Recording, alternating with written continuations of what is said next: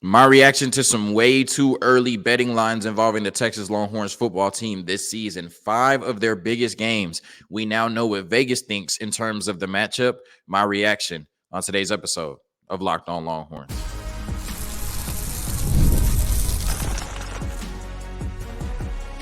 You are Locked On Longhorns, your daily podcast on the Texas Longhorns. Part of the Locked On Podcast Network, your team every day. Locked On Longhorns, the show. Jonathan Davis, your host. Today's episode of Locked On Longhorns is brought to you by FanDuel. Make every moment more right now. New customers get $200 in bonus bets with any winning $5 bet. That's $200 in bonus bets with any winning $5 bet. So visit FanDuel.com/locked on to get started. On today's episode of Locked On Longhorns, once again, way too early betting lines, maybe not way too early, depending on the level of gambler you are. Right? This may be just right. Some people, like to bet now rather than waiting until the week of or the day of the game. They like to get on the lines early. But for the sake of this segment, way too early betting lines, right? Because we're still, 2-3 months from all of these games being played involving your favorite football team, the Texas Longhorns. 5 games in particular, we now have the lines for. I give my reaction to those betting lines as they stand today on June 17th. And then in the second and last segment of today's episode, the all-world wide receiver, number 1 wide receiver in the 2025 class from Duncanville, Decoria Moore, just finished his official visit at the 40 acres. We discussed that in the second segment. All of that and more on today's episode of Locked On Longhorns, part of the Locked On Podcast Network, your team every day. So I think over the weekend, I saw these lines available according to Circa Sports. Not sure if they have their own sports book or they pulled them from somewhere else, and not sure how much the lines compare to other sites, right? Maybe FanDuel is, maybe higher or lower by half a point, depending on the game and depending on the line. But generally these lines are going to be about the same, right, on every sports book. And so we have an idea. There's going to be 5 games that I'm going to discuss in this segment. We have an idea of what Vegas thinks about Texas and their opponent in these 5 matchups for the most part, right?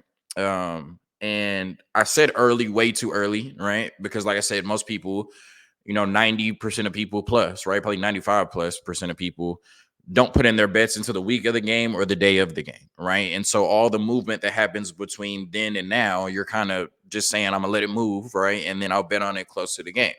But there's some people that may look at, I'll give you a hint, right? Spoiler alert, right?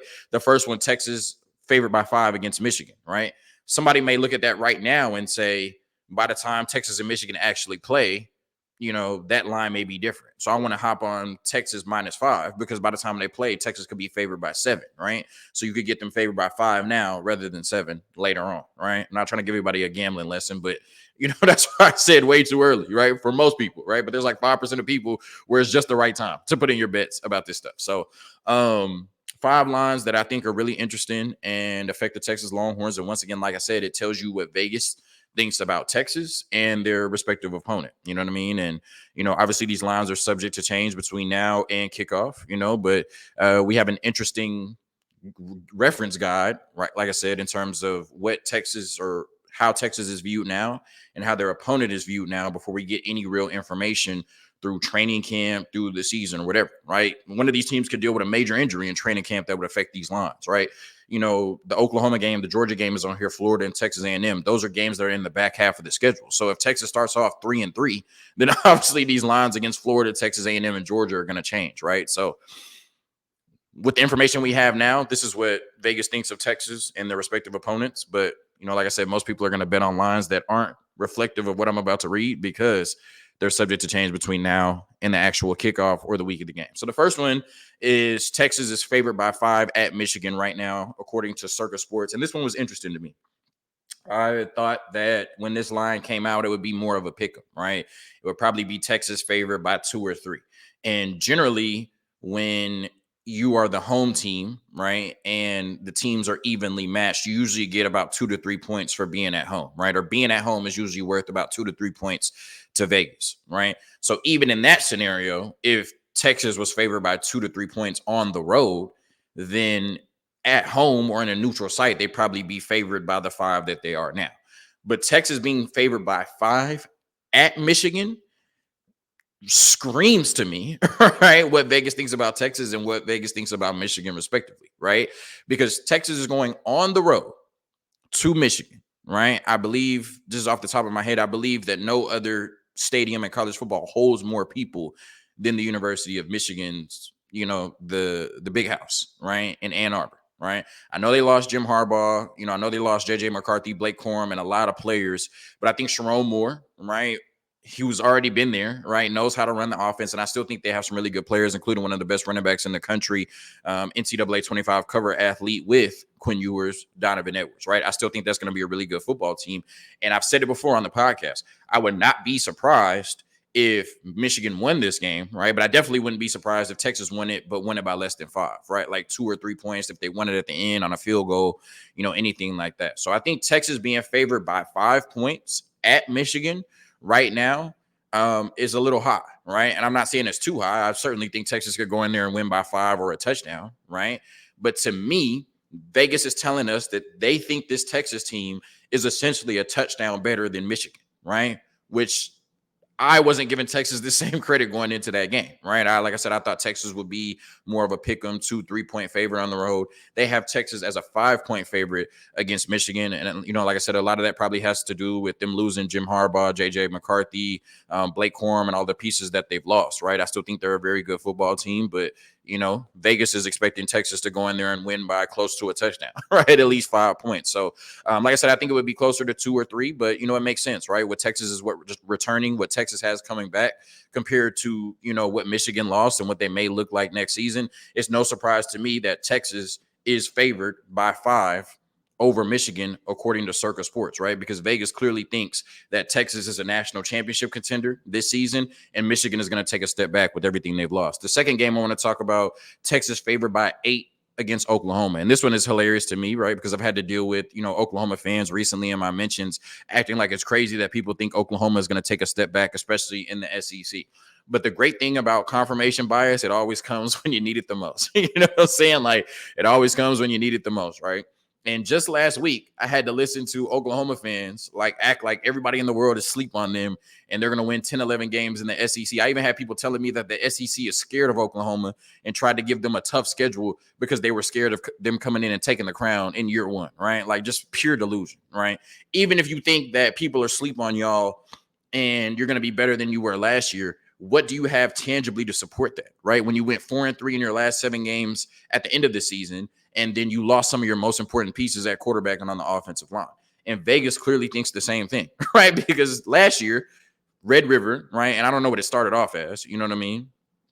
But last year, Red River ended up being a 4.5-point spread at the time of kickoff. Right now, it's 8, right? So Vegas, thinks Texas is better than the team they fielded last year, or they think Oklahoma is fielding a worse team than they did last year by almost double the margin. Because like I said, the game kicked off at a 4.5-point spread.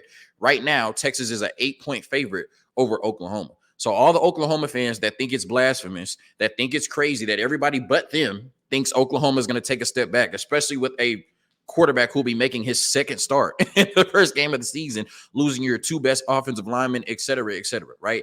Everybody seems to think that Oklahoma could take a step back, but Oklahoma. And that's just very fitting to me, right? That Vegas, I was just there 2 weeks ago, right? So there's a reason that everything in Vegas looks the way it does, right? Because there's so many people that think they're smarter than Vegas and their bank account says otherwise, right? The fact that Texas is an 8-point favorite over Oklahoma right now in a neutral site game when they finished at 4.5-point underdogs ahead of last year's game tells me that, like all of us, Vegas thinks Oklahoma will take a step back this season. And the only people that can't see that, ironically, are Oklahoma fans. Texas is an 8-point favorite over Oklahoma, neutral site game where 50% of the fans are Oklahoma fans, and Texas is favored by more than a touchdown.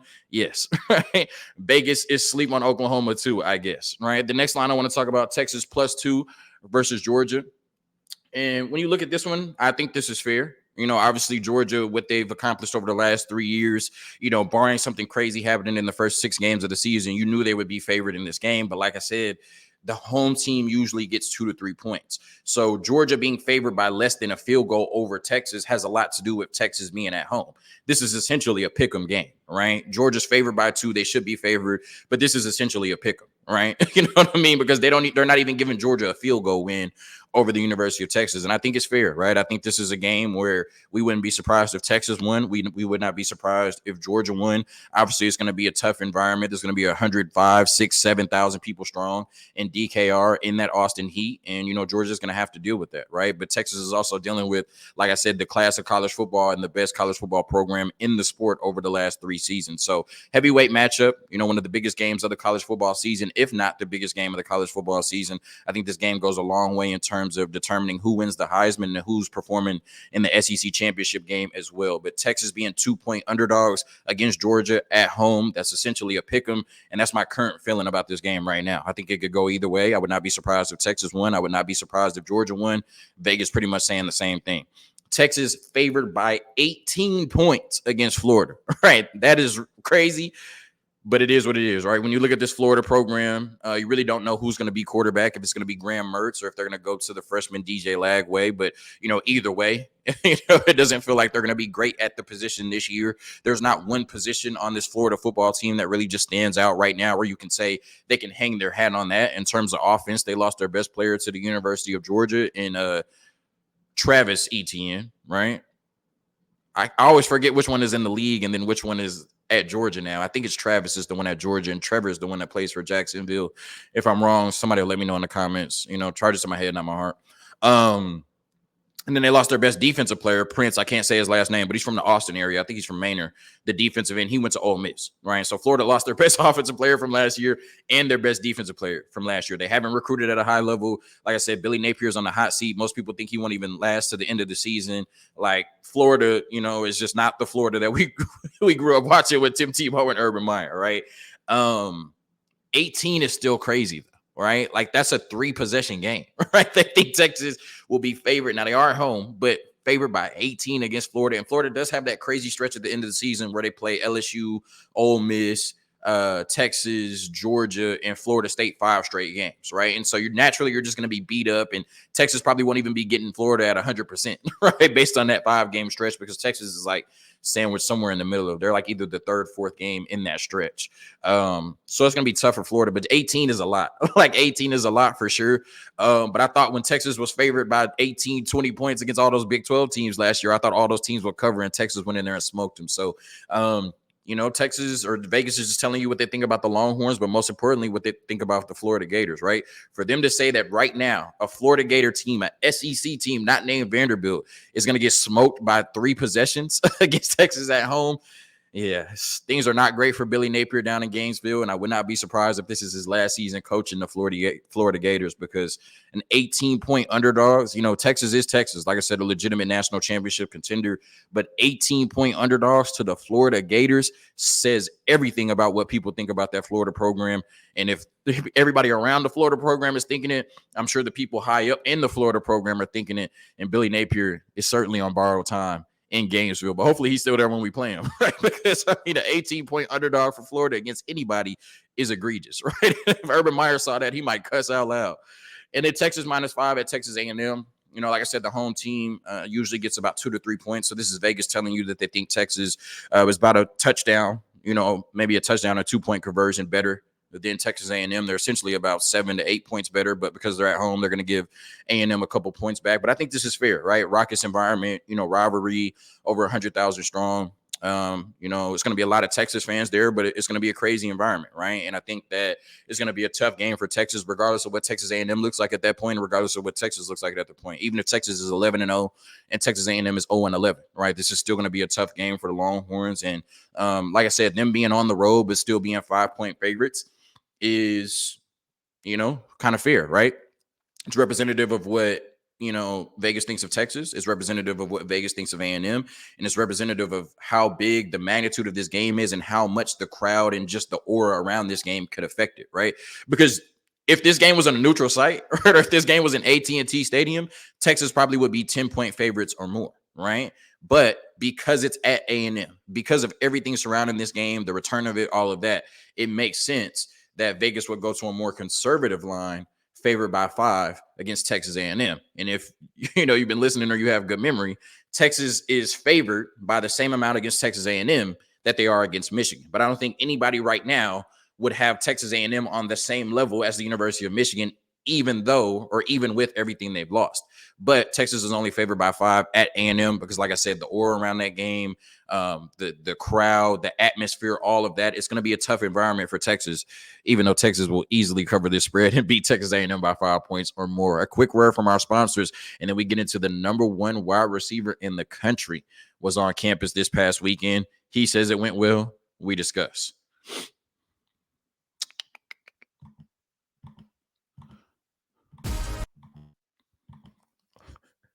Jeez, how did I pick the first 2 wrong ones? There we go. All right, today's episode of Locked On Longhorns is brought to you by FanDuel. Summertime means baseball, the NBA Finals, and more, and you can bet it all on FanDuel. Right now, new customers get $200 in bonus bets with any winning $5 bet. That's $200 you can use to bet everything from the Finals MVP to who's going to hit one out the park. Visit FanDuel.com/lockedon and add a big win to your summer bucket list. FanDuel, America's number one sportsbook. Visit FanDuel, America's number one sportsbook. Visit FanDuel to place odds today. Like Texas favored by 5 against Texas A&M. Hook 'em. All right, so when you look at it, Decorian Moore, the number one wide receiver in the country, obviously, a Texas product, homegrown, so it makes that, recruitment even more special. And, this is a player that, Texas has been on for years, right? Probably damn near since, Steve Sarkisian got to, the University of Texas or close to that. And, obviously you've been putting a full court press on Colin Simmons the last couple of years, Alex January and other players at Duncanville, right? But you always knew that Decorian Moore was one, even from his freshman, sophomore to junior season, that you knew that you needed to get in burnt orange at the 40 acres. And when he committed to LSU, I think last year, when he originally committed, right, at one point, I think the number one quarterback, number one wide receiver, and number one running back in the 2025 class were all committed to LSU, right? But people always had, this feeling that eventually he was going to decommit and eventually he was going to end up at the University of Texas. Now, he did end up decommitting last month in May, but he said his recruitment necessarily wasn't open, right? But Texas was always in the mix even when he committed to LSU. And there's a lot of people, because his mom was born in Austin, he's a Texas kid. He's obviously close with Colin Simmons, who he won multiple state championships with, who is now at the University of Texas, right? Most people just assumed eventually it would be a foregone conclusion that he would end up at the 40 acres as well. And now his decommitment last month from LSU, he just had a very strong positive official visit over the weekend at the University of Texas. That seems like it could be more of a reality, right? Obviously, he could end up going back to LSU. Obviously, as a wide receiver, he could choose Ohio State or somewhere else, right? But Texas certainly seems like they're square in the mix for the services of the number one wide receiver in the country, number 2 overall player in the state of Texas in this class, right? And over the weekend, he had 11 people with him, which I thought was key because, Colin Simmons kind of said the biggest reason that he committed to the University of Texas was how his family was treated, right? He felt like the University of Texas made his family feel at home more than any other school in terms of the recruitment process, right? And so I think that they kind of took that model and built on it, right? For Decorian Moore to have 11 people with him on his official visit, right? Not just immediate family, not just, mom, dad, sister, brother, 11 people with him, right? Like, I think that was key, right? And I think that from everything I've read, they all felt welcomed. I mean, most of them are Longhorn fans themselves, right? He talked about that, but they felt great, right? And I think in this sense, right, you're getting that familial pressure where the family wants him to go to University of Texas, right? That's obvious, right? I'm not sure where he's leaning right now, but the family wants him to go to the University of Texas. So in those scenarios where you're having that official visit, where you're hosting 11 people, right, you're not just selling the University of Texas to Decorian Moore, you're selling the University of Texas to the entire Moore family, right? And it seems like Texas did a really good job of that over the weekend. And then himself, he talked about just being able to talk to Colin Simmons and Ryan Wingo in terms of on the visit. Not going too in depth, but, really just, them kind of giving him the life of a student athlete and how things have looked since they've been on campus in January. He said he's attended practices. He's seen how the wide receivers get prepped for games, how they play in games, the system and everything. And obviously, him being a wide receiver, Texas would be one of those premier destinations in terms of getting numbers, playing at a high level, and putting yourself in position to be one of the first players drafted at your position in the National Football League when you come out, right? So I definitely think Texas is certainly in a really good position. I don't think, LSU is out of it by any means. And, obviously there's some other schools that are going to be in the mix by the time he actually makes a decision and signs on the dotted line. But, for so long, we had to watch the best players in Texas leave the state of Texas, right? So I think more so than just getting the number one wide receiver in the country, I think it's huge to not let a player in your backyard leave your backyard, right? Because if a player in the state of Texas at this point, at the wide receiver position, doesn't want to play for the University of Texas, that's a miss, right? That's just a huge miss, regardless of how you want to sell it, regardless of if he ends up going back to LSU. You could say, LSU was the number one team from the jump. A wide receiver in the state of Texas not wanting to play for the University of Texas at this point would be a huge miss for Steve Sarkisian and company. But, like I said, they're putting on a full court press, and we've seen over the last 3 seasons when they put on a full court press, they usually get their target. And I think DeCorian Moore eventually ends up in a Longhorn jersey. I just think there's too much, like I said, familial pressure. His whole family are Longhorn fans. He's in Texas. Some of his best teammates from the past are playing at the University of Texas. The way that Texas is winning now, I think it'll be hard for him to leave the state when he can add to the legacy of what Texas is building right now. And, oh, yeah, regardless of who LSU has at quarterback, they won't be named Arch Manning, right? So that's the gift that just keeps on giving, because it's still helping Texas in terms of recruitment. The fact that these wide receivers can catch passes from Arch Manning. And I think, this is my last point. I think that every year, right, since Sark has, been at the head coach of the University of Texas, along with his staff in place, every year since they've been recruiting out of high school, we've had that one guy, right, who just came out immediately and was a dog from day one, right? The 2022 class, it was Kelvin Banks. We saw from, the first game against ULM, but really that second game against Alabama and Will Anderson, we were like, oh, we got a dog. Like, we got a franchise left tackle. And then every game since then, he's just been validated what we've already thought, right? Then last season, it was Anthony Hill, right? In that second game breakout party, 2 sacks against Alabama, you're like, oh, he's here. He's ready right now. Regardless of what role he is, you got to find a way to get him on the field. This year, I think it could be a combination of Colin Simmons and Ryan Wingo, right? You have the luxury of bringing them on slowly, compared to what you, based on what you have in the room, right? You already have a Trey Moore, a Barron Sorrell, and a Ethan Burke, and then, in the wide receiver room, I'm not going to name all of them, but you got 5-6 guys outside of Ryan Wingo that could step up in a huge way for this football team. But I think next year, when you're looking at this class, right, number one wide receiver, in Texas, number 2 overall player in the state of Texas, I think DeCorian Moore would be the early candidate for being that difference maker from day one, right, in the 2025 class. And you're going to have a bunch of very talented wide receivers on campus next year with Jonte Cook, DeAndre Moore, Ryan Wingo, Ryan Niblett, and then maybe some of these transfers deciding to come back for another season. So the room is going to be tight, right? But you'd be hard-pressed at any position besides quarterback to tell the number one player in the country you're going to sit on the bench all year, right? You're going to have to find a way to get DeCorian Moore involved next season, because every other school that's considering him will find a way to get him involved next season, and that's going to be a huge part of the pitch. So, like I said, 2022 class, it was Kelvin Banks. 2023 class, it was Anthony Hill. This year, it's either going to be Colin Simmons, Ryan Wingo, or a combination of both. But I think 2025, the early candidate for that breakout player from day one, from that player that moves the needle for the University of Texas from day one, certainly could be DeCorian Moore. And that's why this Texas staff is putting on more than a full court press. I'm not even sure how to elevate that adjective, right? But Texas is DeCorian Moore or bust, right? They are going to put all of their eggs in this basket, right, to make sure that he ends up at the 40 acres. And just like with Arch Manning, where they didn't even offer another quarterback, obviously you have to offer other wide receivers. You can't only offer one wide receiver in the class. But in terms of this is our guy, right? And it really doesn't matter what happens outside of this, because we got to get our guy. I think DeCorian Moore is on that, I don't know if Kelvin Banks was viewed this way before he came in, right? But DeCorian Moore is certainly on that Arch Manning, Colin Simmons level, where this is a can't miss prospect for the University of Texas in the 2025 class. And if they lose out on DeCorian Moore, then I think this would be a huge loss for Texas and staff. Obviously, they would still be fine. They still have a really good receiving room, but you cannot afford to let DeCorian Moore end up anywhere than the 40 acres and outside Let me find a way better to say that. Let me find a better way to say that.